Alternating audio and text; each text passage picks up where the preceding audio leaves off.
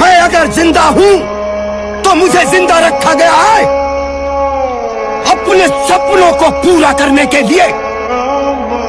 पहचान खुद को ऐसा बनाने की कोशिश करो कि जहां तुम हो वहां सभी तुम्हें प्यार करें। जहां से तुम चले जाओ तुम्हारे जाने के बाद वहां सभी तुम्हें याद करें। और जहां तुम जाने वाले हो वहां पहले से ही लोग तुम्हारा इंतजार करते हैं, है ना? जब समंदर में उतर ही गए हैं तो किनारा भी आएगा। और वक्त का क्या है, आज तुम्हारा है तो कल हमारा भी आएगा।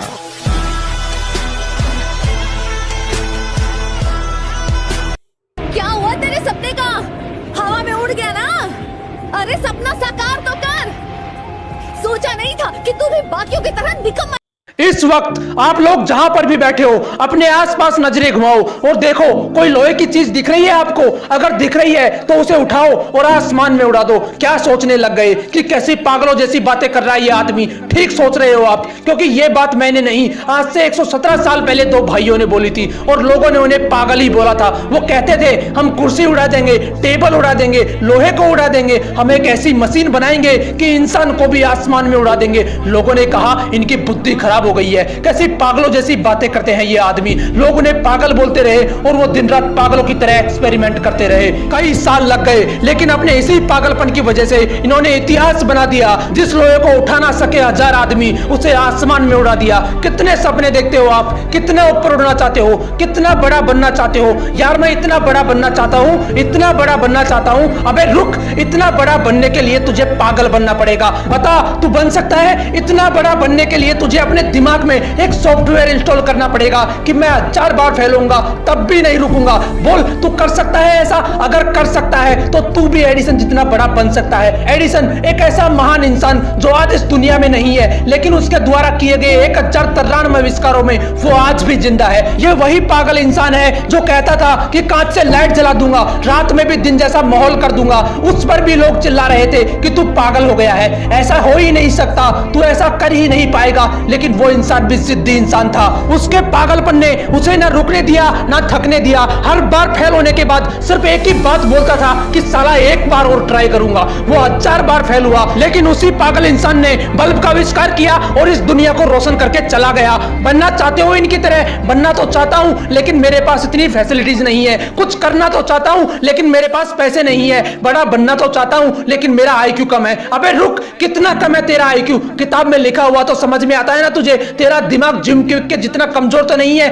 जिसके लिए किताबें पढ़ पाना भी बहुत मुश्किल हो गया था, क्योंकि सिर में चोट लगने की वजह से इसके दिमाग ने ठीक से काम करना बंद कर दिया था। इस बंदे ने अपनी जिंदगी के 3 साल सिर्फ ये समझने में गुजार दिए कि सेंटेंसेस को पढ़ा कैसे जाता है। ये सेंटेंस पढ़ना सीखा ही था कि एक बार फिर सीढ़ियों से गिरने की वजह से इनके सिर में चोट लगी और इनकी हालत पहले से भी ज्यादा खराब हो गई। लेकिन अंदर तो जिद थी ना खुद को साबित करने की। इन्होंने अपने दिमाग को समझने के लिए इतनी किताबें पढ़ डाली कि आज वो बंदा माइंड एक्सपर्ट एंड दुनिया के सबसे बड़े लाइफ कोचेज में से एक है। जिस बंदे के दिमाग ने ही काम करना बंद कर दिया था, आज वो बंदा लोगों को यह सिखाता है कि दिमाग को काम में कैसे लेना चाहिए। यहां तक कि कई लीडिंग कंपनीज के मालिक इलोन मस्क को भी इस बंदे ने ट्रेन किया है। अगर मैं आपको बोलूं कि मैं एक ऐसा यंत्र बनाऊंगा जिसकी सहायता से किसी भी इंसान को गायब करके कुछ ही सेकंडों में अमेरिका पहुंचा दूंगा, तो बताओ कैसा लगेगा आपको? आप मुझे पागल बोलोगे या नहीं? क्या बीतेगी मुझ पर जब चारों तरफ से लोग मुझे पागल बोल रहे होंगे कि तू नहीं कर सकता, तेरे बस की नहीं है। कुछ ऐसा ही ग्राहम बेल के साथ हुआ था।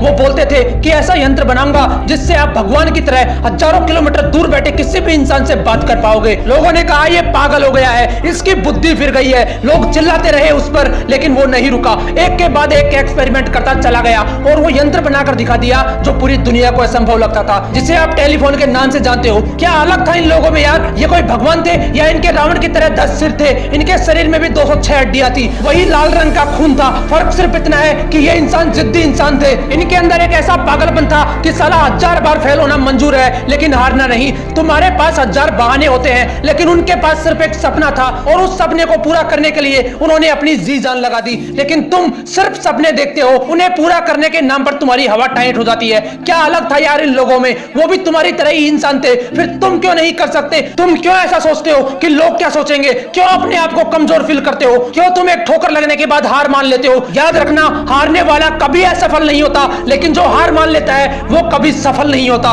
इसलिए अपना एक लक्ष्य डिसाइड करो और उसके पीछे तब तक दौड़ते रहो जब तक वो आपको मिल नहीं जाता। लोग आपको रोकेंगे, टोकेंगे, डराएंगे, धमकाएंगे, लेकिन रुकना नहीं है, आगे बढ़ते रहना है। लोग टोकते हैं तो टोकने दो, भौंकते हैं तो भौंकने दो, लेकिन आप जिद्दी हो जाना अपने लक्ष्य के लिए। पागलपन की सारी हदें पार कर देना। मोटिवेशनल विंग्स आपको इसी तरह हौसलों की उड़ान देता रहेगा, इसलिए इसे लाइक, शेयर एंड सब्सक्राइब जरूर कर देना। लोगों ने रचे होंगे इतिहास कई सारे, तुम भी एक नया इतिहास रच देना। मिलते हैं नेक्स्ट वीडियो में।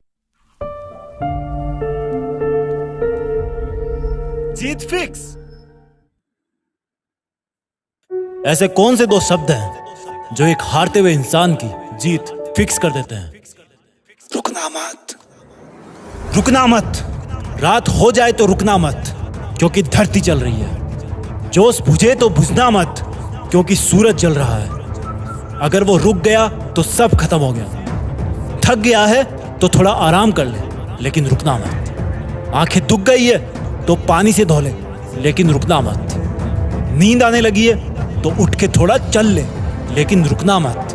भूख लगी है तो थोड़ा खा ले, लेकिन रुकना मत। रुकना मत। तेरा टाइम अभी आया नहीं है, तुझे अभी सब कुछ मिला नहीं है, तू रुकना मत। तेरे मोहल्ले के सब लोग अभी सोए नहीं हैं, तू रुकना मत। तेरे पास टाइम कम है, तू रुकना मत। देख कितना टाइम बीत गया देखते देखते, पता चला आगे भी